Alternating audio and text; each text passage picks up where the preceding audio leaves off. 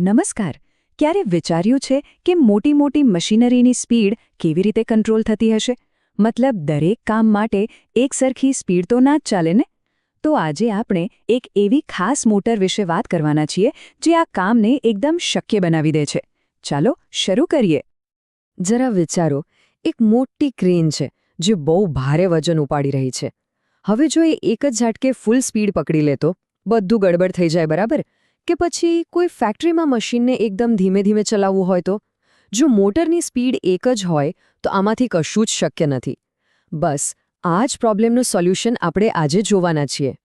અને આ રહ્યો એનો જવાબ. આપણો hero slip ring induction motor. જુઓ, આ કોઈ સાદી મોટર નથી. એને ખાસ બનાવવામાં જ આવી છે સ્પીડ કંટ્રોલ કરવાની ચેલેન્જને સોલ્વ કરવા માટે. એની ડિઝાઇન જ એવી છે જેને આ ખાસ પાવર આપે છે. તો સવાલ એ છે કે આ મોટર કામ કઈ રીતે કરે છે? ચાલો એને સમજવા માટે પહેલા એના મુખ્ય ભાગોને જરા છૂટા પાડીને જોઈએ.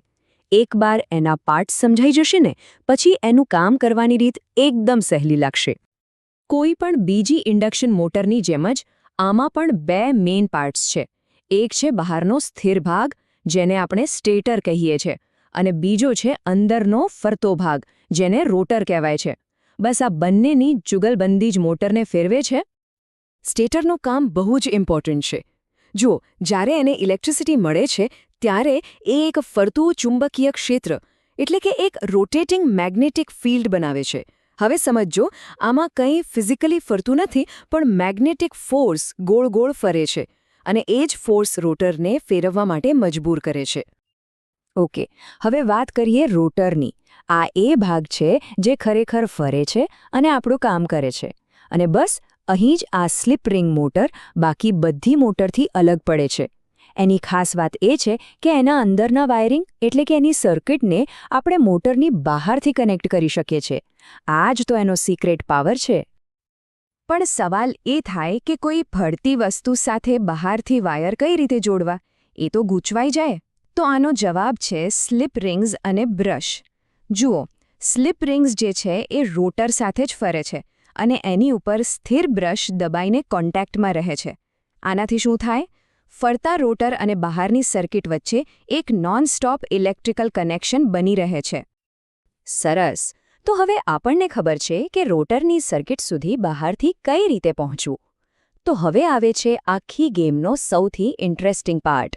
મોટરની સ્પીડ કંટ્રોલ કરવાની જે ચાવી છે ને, એ છે અવરોધ એટલે કે રેઝિસ્ટન્સ ઉમેરવામાં.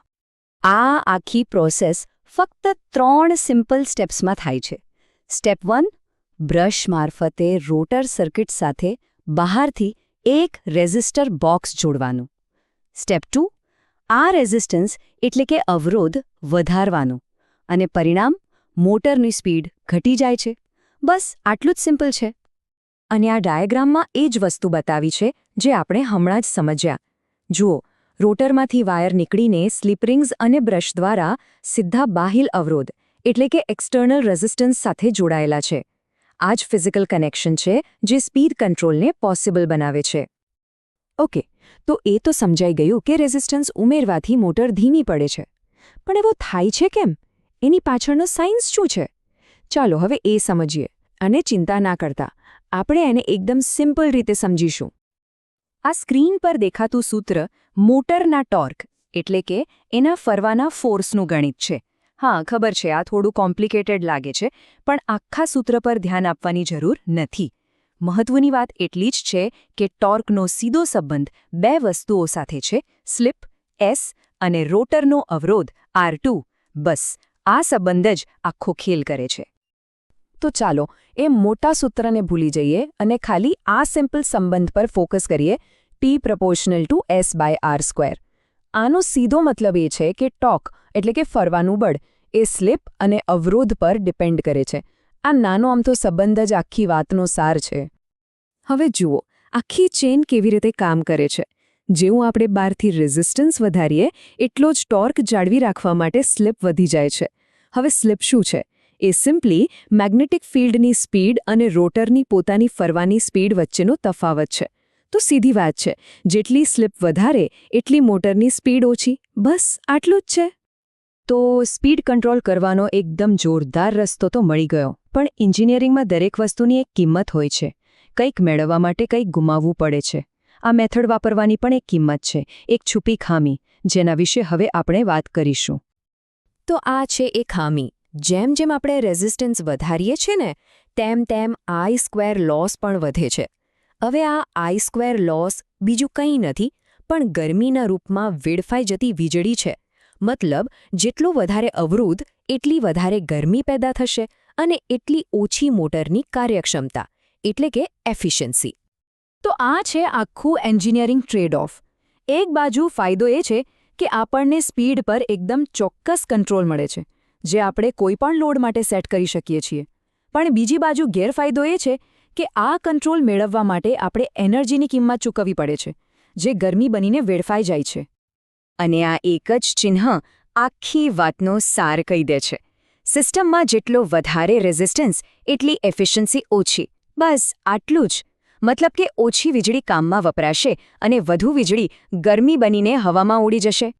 તો છેલ્લે આપણે એ સવાલ પર આવીએ છીએ જે દરેક એન્જિનિયરને પૂછવો પડે છે. એનર્જીની કિંમત ચૂકવીને ચોક્કસ કંટ્રોલ મેળવવો ક્યારે યોગ્ય છે?